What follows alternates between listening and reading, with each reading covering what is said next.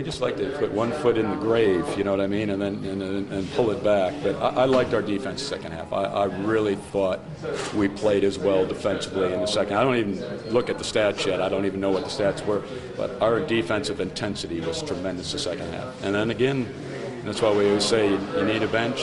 I thought Corey Almans and Carlos and Chris Kramer, I can't call him a bench player, but I mean, he is coming off the bench. But those guys gave us, and AK gave us a tremendous lift. I thought our bench was real key in our defense. But I'd like to be not down 15, 17 points every game and try to dig. We might as well just start the game down 15. But that's the way we've been lately. Just start it at 15, and maybe they'll play better. What do you sense happens? What Our defensive intensity picks up. We get in a better flow offensively. We play with a little more sense of purpose. Urgency is probably the better word. Every time out, I look at it and it feels like we're down 40. But if you don't put the hammer down on this team, they're going to come back. This team's got a big heart. We don't always execute well. You know, offensively, sometimes they drive me crazy. But I know we're going to play hard and we're going to compete. And so we're never out of it. But, you know, you keep digging holes like this, you can't expect to keep coming out. But I do know they'll keep coming back. Have you told them this?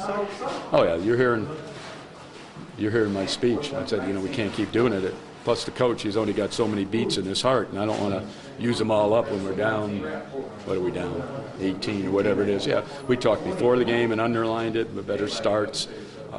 It's just the defensive intensity, I think, is key to this team.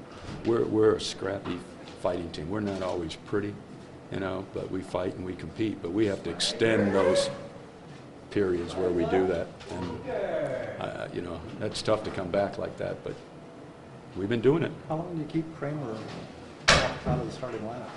Well, I don't think, you know, he's a starter. I don't get all hung up on everybody else does. I think it's minutes and when you get your minutes, and you know he's getting obviously very key minutes, and you know, to me he's a starter. I mean, it's just like sixth man of the year in the NBA, you know, and if he ever does make it, which I think he should be in the NBA, he'll be coming off the bench anyway. And I think the NBA guys get a good look at how he comes off and provides that energy. I think it might be a better situation for his future coming up. Is this something that you plan on keeping? I really don't know, because I didn't know. I'll be honest, I didn't know he would play this well coming back off the knee injury. I thought it would take him a little time. I can't believe how well he's played the last two games. I mean, he's played better than he did before he got the knee injuries. I think he's playing tremendous. I can't say enough good things about his energy. You know, he just does so many things. And I keep telling all those NBA guys the same thing. You know, he's going to get loose balls and long rebounds and all that. That's who he is.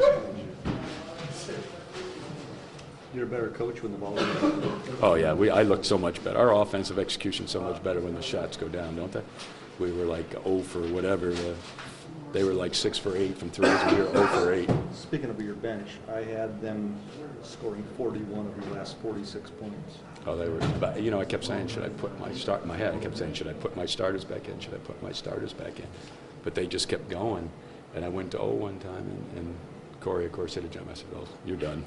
And Los hit all those threes. I said, "Well, forget it." You know, they just play great. You know, you never know when the time is to put those guys back in, because you don't know if they can do it. Now, the last couple of games, I put him in with like 8 minutes to go, and they've had tremendous energy to finish it. But this bench was fired up and ready to play. Because you had Walk also looked like he was ready to go in. He was going to go in. I pulled back because, one, we were going to win it, no sense putting him back in, but two, look, Carlos was hitting those jumpers. He's worked hard the last few days at his jump shot, and it paid off. What does that do to have a bench like that? How does it help team unity, makes practice more spirited? Oh, the second team's been beating the first team in practice every day. They've been beating the first team. And the other thought is, you know, you're not always going to have good nights. And plus the fact you got tough travel. So you played Thursday, you know, or you play Friday, and then you got a 4 a.m. wake-up call to get back for the game on Saturday. You know, it's good to have 10 guys that are ready to contribute. Plus the fact some nights not going to shoot the ball well, you know, and you got somebody off the bench. So, yeah, in this level, to be a really successful team, a good bench is really important.